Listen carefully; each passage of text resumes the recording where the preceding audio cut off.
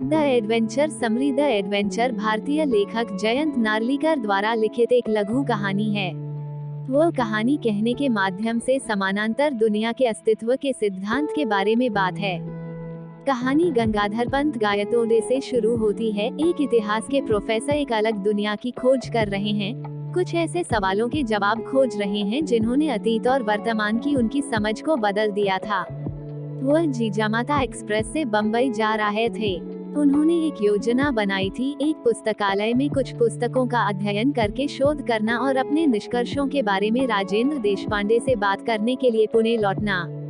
उन्हें पता था कि राजेंद्र देशपांडे उनके प्रश्नों को हल करने में उनकी मदद करेंगे। हालांकि प्रोफेसर गायतोंडे इस दुनिया में अपने दोस्त राजेंद्र देशपांडे के अस्तित्व को लेकर भी अनिश्चित थे। जब वे बम्बई में स्टेशन से बाहर आए तो वे ईस्ट इंडिया कंपनी के मुख्यालय को जीवित और फलते फूलते देख चौंक गए, जो कि ऐतिहासिक रिकॉर्ड के अनुसार 1857 की घटनाओं के बाद समाप्त होना था। उन्होंने तर्क दिया कि समय अवधि 1857 से पहले उनमें से एक हो सकता है। उन्होंने पता लगाने का फैसला किया। इसी बीच जब वह फोर्ब्स बिल्डिंग में अपने बेटे को देखने गए तो अंग्रेज रिसेप्शनिस्ट ने उन्हें खबर दी कि बिल्डिंग में विनय गायतोंडे नाम का कोई कर्मचारी नहीं है। गंगाधर पंत को और झटका लगा। वही अनुमान लगाते कि यदि वह स्वयं इस संसार में नहीं है तो उसके पुत्र के जीवित होने का कोई कारण नहीं है। शायद उनका बेटा पैदा ही नहीं हुआ था। प्रोफेसर गायतोंडे को टाउन हॉल में एक पुस्तकालय मिला और उन्होंने लाइब्रेरियन से उन्हें इतिहास की पुस्तकों की एक सूची प्रदान करने के लिए कहा, जिसमें उनके द्वारा लिखी गई पुस्तकें भी शामिल थीं। जैसे जैसे वह किताबों से गुजरते गए, उसने उस बिंदु की तलाश की जहां इतिहास ने एक अलग मोड़ लिया था। सामान्य ज्ञान के विपरीत इस पुस्तक की सामग्री ने पानीपत की लड़ाई के परिणाम को अब्दाली की सेना पर मराठों की जीत के रूप में प्रस्तुत किया। जैसा कि उन्होंने पढ़ा, प्रोफेसर गायतोंडे ने देखा कि लेखन शैली स्पष्ट रूप से उनकी थी, लेकिन सामग्री उनके लिए पूरी तरह से नई थी। इस जीत ने उत्तरी भारत में मराठों का वर्चस्व स्थापित किया और ईस्ट इंडिया कंपनी ने अपने विस्तारवादी एजेंडे को रोकने का फैसला किया। नई दुनिया में उनकी किताब में नए मराठा शासक विश्वास राव और उनके भाई माधव राव के बारे में बात की गई है, जिन्होंने पूरे भारत में अपने नियंत्रण का विस्तार करने के लिए अपने राजनीतिक कौशल और वीरता का उपयोग किया। उन्होंने ईस्ट इंडिया कंपनी की मदद से विज्ञान और प्रौद्योगिकी के क्षेत्र में विकास किया था। 20वीं शताब्दी तक भारत एक लोकतंत्र बन गया था और दिल्ली में शहंशाह की स्थिति केंद्रीय संसद द्वारा की गई सिफारिशों पर मुहर लगाने के लिए कम हो गई थी। उन्होंने भाव साहिबाची बखर की एक और किताब पढ़ी जिसमें पानीपत की लड़ाई के बारे में ग्राफिक तरीके से बात की गई है। इसमें बात की गई थी कि विश्वास राव को एक गोली कैसे लगी थी, इसलिए इतिहास के मूल पाठ्यक्रम को बदल रहा है, जैसा कि हम जानते हैं। लाइब्रेरियन ने प्रोफेसर गायतोंडे को याद दिलाया कि अब लाइब्रेरी क्लोज का समय हो गया है। गायतोंडे ने बखर की किताब को अपनी बाईं जेब में रख लिया जब वह अपनी दाईं जेब में कुछ नोट डाल रहे थे। गायतोंडे को ठहरने के लिए एक गेस्ट हाउस मिला और हल्का खाना खाने के बाद आजाद मैदान की ओर टहलने निकल गए। मैदान में उन्होंने देखा कि एक वक्ता के लिए पंडाल का आयोजन किया गया है। उन्होंने देखा कि चीफ गेस्ट की कुर्सी खाली थी। वह सीट के पास गए और दर्शकों ने उनकी कार्रवाई के खिलाफ विद्रोह कर दिया। जब वे चीफ गेस्ट की कुर्सी पर एक वक्ता के महत्व के बारे में बात करके उनके साथ तर्क करने गए, तो दर्शक उग्र हो गए और उन्हें मंच से खुद ही हटा दिया। Present day after coma. अगला दृश्य गंगाधर पंत को अपने दोस्त राजेंद्र देशपांडे से बात करते हुए दिखाता है। बाद वाले ने गायतोंडे से पूछा कि ट्रक से टकराने और दुर्घटना होने से पहले वह क्या कर रहा था। गायतोंडे ने जवाब दिया कि वह तबाही के सिद्धांत और इतिहास पर इसके प्रभाव के बारे में सोच रहे थे। राजेंद्र मुस्कुराया और गायतोंडे ने समझाया कि यह उसका दिमाग नहीं था कि वह उस पर चाल चल रहा था। इसे साबित करने के लिए गायतोंडे ने अपनी जेब से एक कागज का टुकड़ा निकाला।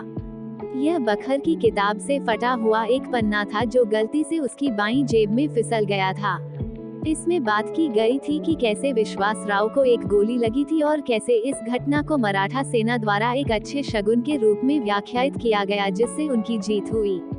गायतोंडे ने फिर बखर की अपनी प्रति निकाली जिसमें विश्वास राव को गोली लगते हुए दिखाया गया था। वह विचार की गहरी अवस्था में चल गए और अंत में गायतोंडे से कहा कि वह बाद के इस विनाशकारी अनुभव को 2 वैज्ञानिक सिद्धांतों का उपयोग करके हल करने का प्रयास करेंगे। राजेंद्र ने बताया कि विश्वास राव की जीत के बारे में बात करने वाले पेज ने एक महत्वपूर्ण घटना को दूसरे तरीके से पेश किया। उन्होंने अब घटनाओं को एक वैज्ञानिक सिद्धांत से जोड़ना शुरू किया। वास्तविकता केवल उन चीजों के बारे में नहीं है जिन्हें हम अपनी इंद्रियों के माध्यम से अनुभव कर सकते हैं। इसके अन्य रूप भी हो सकते हैं। परमाणुओं और उनके घटक कणों से युक्त प्रणालियों की प्रकृति की भविष्यवाणी करना आसान नहीं है, भले ही सभी शासी सिद्धांत ज्ञात हों।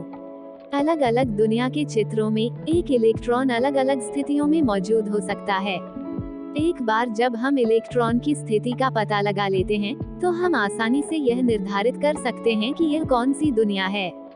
इसी समय दिलचस्प रूप से विभिन्न स्थितियों में इलेक्ट्रॉन के साथ वैकल्पिक दुनिया भी मौजूद हो सकती है। इसके अलावा इलेक्ट्रॉनों और उनके घटकों के साथ सिस्टम में संक्रमण होता है।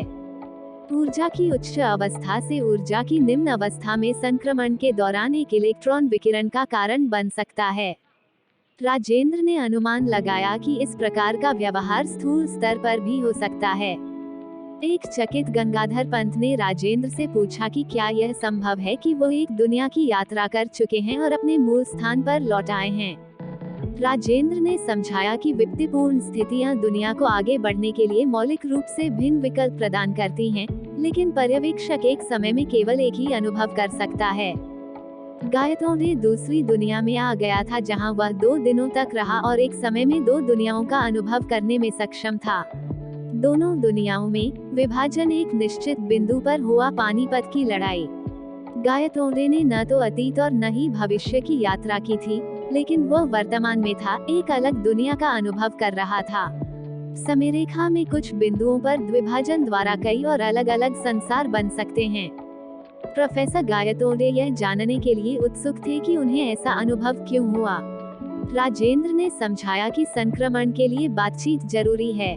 गायतोंडे आपदा सिद्धांत और युद्ध के लिए इसके प्रभावों के बारे में सोच रहा था। शायद वह पानीपत की लड़ाई के बारे में सोच रहा था और शायद उसके दिमाग में न्यूरॉन्स ट्रिगर हो गए। गायतोंडे ने राजेंद्र को बताया कि उनके 1000वें अध्यक्षीय भाषण का विषय पानीपत की लड़ाई के उल्टे परिणाम के परिणामों के बारे में होने वाला था। निष्कर्ष द एडवेंचर का सारांश अंग्रेजी एक इतिहास के प्रोफेसर के लेंस के माध्यम से एक दिलचस्प वैज्ञानिक सिद्धांत प्रस्तुत करता है। प्रोफेसर गायतोंडे द्वारा अनुभव किया गया अनुभव विचित्र है और किसी ऐसे व्यक्ति के लिए जंगली कल्पना जैसा लगता है जिसने इस सिद्धांत के बारे में पहले कभी नहीं सुना है। समानांतर दुनिया के सिद्धांत को आम पाठक तक पहुंचाने के लिए यह अध्याय साहित्य और विज्ञान का एक सुंदर संयोजन है। जिस व्यक्ति के पास ज्यादा वैज्ञानिक कुशाग्रता नहीं है, वह भी कहानी के माध्यम से इस सिद्धांत को समझ सकता है। राजेंद्र देशपांडे की सूक्ष्म दुनिया में इलेक्ट्रॉनों की विशेषताओं के साथ तुलना करने के लिए घटना के चरण दर चरण विश्लेषण के माध्यम से सिद्धांत की व्याख्या इस सिद्धांत की नींव के पीछे क्वांटम भौतिकी की मूल बातों को प्रदर्शित करती है।